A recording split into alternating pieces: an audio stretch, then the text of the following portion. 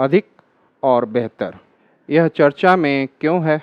20 जून को जीका प्रकोप शुरू होने के बाद से जब पहला मामला पुणे से रिपोर्ट किया गया था, पुष्टि किए गए मामले में धीरे धीरे लेकिन लगातार बढ़ रहे हैं।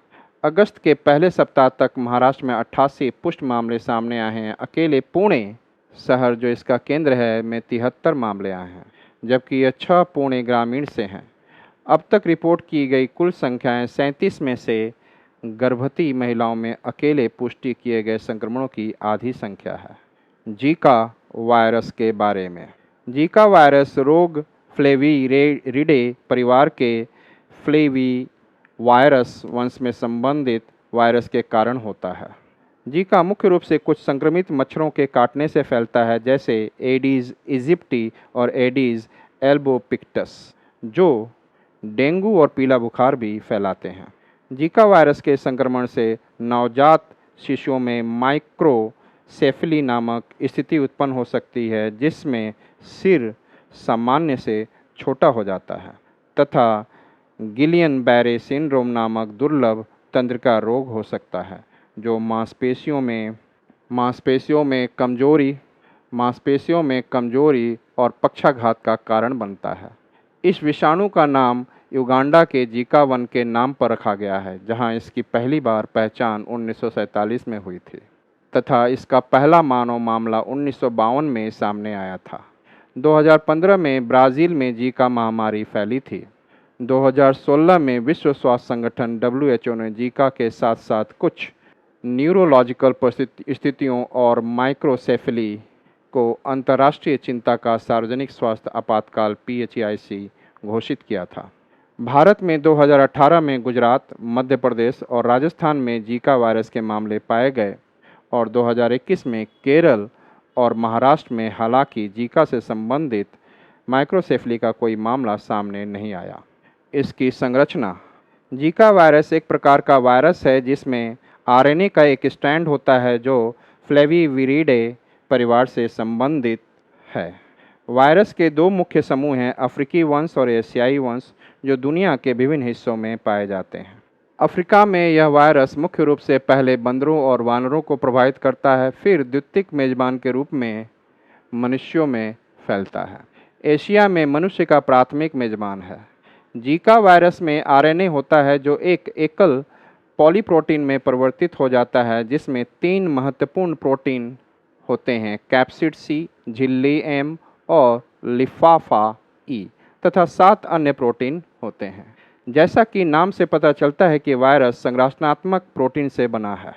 अन्य प्रोटीन, जिन्हें गैर संरचनात्मक प्रोटीन के रूप में जाना जाता है, वायरस की आनुवंशिकी सामग्री की प्रतिकृति बनाने और उसे पैकेजिंग करने में मदद करते हैं। साथ ही यह भी प्रभावित करते हैं कि वायरस अपने मेजबान के साथ किस प्रकार अंतःक्रिया करता है। वैज्ञानिकों ने पहली बार जीका वायरस की विस्तृत संरचना को देखने के लिए क्रायो इलेक्ट्रॉन माइक्रोस्कोपी नामक विधि का उपयोग किया। जीका वायरस का ट्रांसमिशन मोड। जीका वायरस मुख्य रूप से एडीज इजिप्टी नामक मच्छर के काटने से फैलता है। वायरस फैलने के अन्य तरीके। किसी संक्रमित व्यक्ति के साथ यौन संबंध बनाने से भी फैलता है। रक्त आधान या अंग प्रत्यारोपण से फैलता है। गर्भवती महिला से उसके बच्चे को जन्म से पहले ही संक्रमण हो सकता है, क्योंकि वायरस प्लेसेंटा को पार कर सकता है। जीका वायरस रोग का निदान। डॉक्टर मुख्य रूप से रक्त, लार, मूत्र और अन्य नमूनों में वायरस के आनुवंशिकी पदार्थ की तलाश करते हैं। इसके लक्षण अर्थात सिम्टम्स। मच्छर के काटने के बाद लक्षण दिखने में 3 से 12 दिन का समय लगता है। लगभग 80% मामलों में कोई लक्षण नहीं दिखते। सामान्य लक्षणों में उन्हें उभरे हुए और लाल चकत्ते, जोड़ों में दर्द, थकान, मवाद के बिना आँखों की लाली, मांसपेशियों में दर्द और सिर दर्द शामिल हैं। दाने अक्सर चेहरे पर शुरू होते हैं और फिर शरीर के बाकी हिस्सों में फैल जाते हैं। आँखों के पीछे दर्द और पेट की समस्याएं कम होती हैं। इसका इलाज। जीका वायरस को रोकने के लिए कोई टीका या उपाय नहीं है। जीका के उपचार में लक्षणों से राहत देने पर ध्यान दिया गया है, जैसे तरल पदार्थ पीना, दर्द कम करना और खुजली के लिए एंटीहिस्टामाइन का उपयोग करना। जीका को फैलने से रोकने के लिए हमें एडीज मच्छरों पर नज़र रखनी होगी और उनका सावधानीपूर्वक प्रबंधन करना होगा।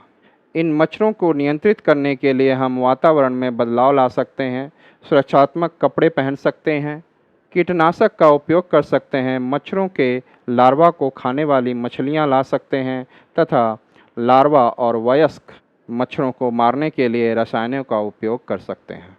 इसके अंतर्गत चुनौतियाँ। भारत में जीका वायरस प्रबंधन की चुनौतियाँ नीचे सूचीबद्ध हैं। सीमित समझ। वायरस के प्रसार तथा डेंगू जैसे अन्य समान वायरसों के साथ इसकी परस्पर क्रिया के बारे में।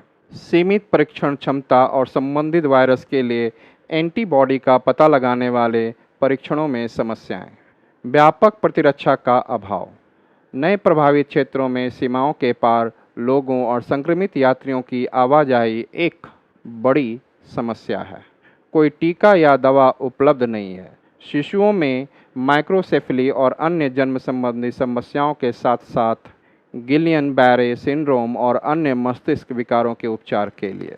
इसके अंतर्गत अतिरिक्त चिंताएं। एडीज मच्छरों के लिए अच्छी प्रजनन परिस्थितियां, इन रोग फैलाने वाले कीटों की पर्याप्त निगरानी नहीं है। भारत की स्वास्थ्य सेवा प्रणाली में अपर्याप्त निधि और सुविधाओं के कारण प्रकोपों के प्रति अप्रभावी प्रतिक्रियाएं होती हैं। जीका वायरस पर PYQ। निम्नलिखित कथनों पर विचार करें। यूपीएससी प्रारंभिक परीक्षा 2015 में पूछा गया। कथन फर्स्ट, उष्णकटिबंधीय क्षेत्रों में जीका वायरस रोग उसी मच्छर द्वारा फैलता है जो डेंगू फैलाता है। कथन 2, जीका वायरस रोग का यौन संचरण संभव है। ऊपर दिए गए कथनों में से कौन से कथन सही हैं या हैं? ऑप्शन ए केवल 1, ऑप्शन बी केवल 2, ऑप्शन सी 1 और 2 दोनों, ऑप्शन डी न तो 1 और न ही 2। इसका उत्तर कमेंट बॉक्स में सोच समझ कर दें।